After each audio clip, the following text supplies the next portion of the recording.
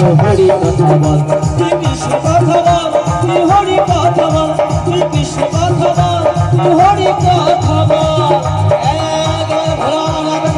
আনন্দ হরি বল হরি বল হরি বল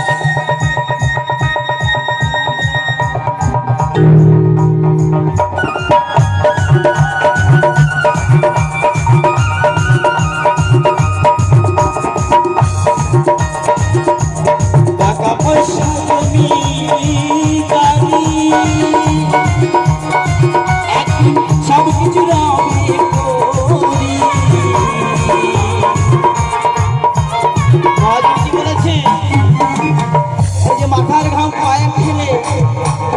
টাকা পয়সা রোজগার করে গাড়ি করেছি বাড়ি করেছি জায়গা জমি অনেক করেছি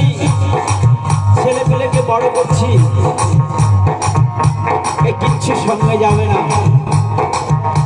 যদি যার জীবনে গুরু নেই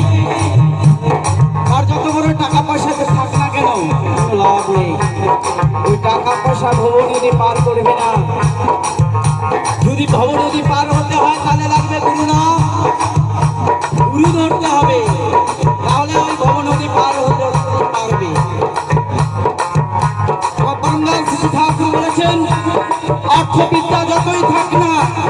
তুই যদি হোস ইষ্ট হারা দুর্যোধন আর রাবণেরই মতো সব নিয়ে তুই যাবি মারা টাকা পয়সা যতই থাক না আমার জীবনে যদি ইষ্ট না থাকে গুরু না থাকে তাহলে ওই টাকা পয়সার কোনো দাম নেই তাই বলে তুই টাকা পয়সা রোজগার করবো না অবশ্যই করবো সংসার করবো না অবশ্যই করবো কিন্তু এর মাঝখানে গুরু ধরতে হবে তার নাম গুণগান করতে হবে তাহলেই ভবনদী পার হতে হবে না হলে দুর্যোধন আর রাবণেরই যা হয়েছিল সব কিছু ছিল রাবণের মতো এত পরাক্রমী একজন রাজা সেও লাস্টে বংশকে ধ্বংস করতে হলো বংশে বাতি দেওয়ার মতো মানুষ ছিল না দুর্যোধনের তাই শত ভাই সময় পৃথিবী থেকে সরে যেতে হলো টাকা পয়সার কাজও দিল না কিন্তু তারা তাদের গুরুকে চিনতে পারেনি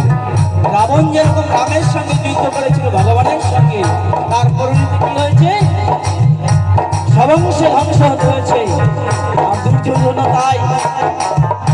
ভগবানের সঙ্গে যুদ্ধ করেছিল বংশে নিবংশ হতে হলো তাই টাকা পয়সা জমিদারি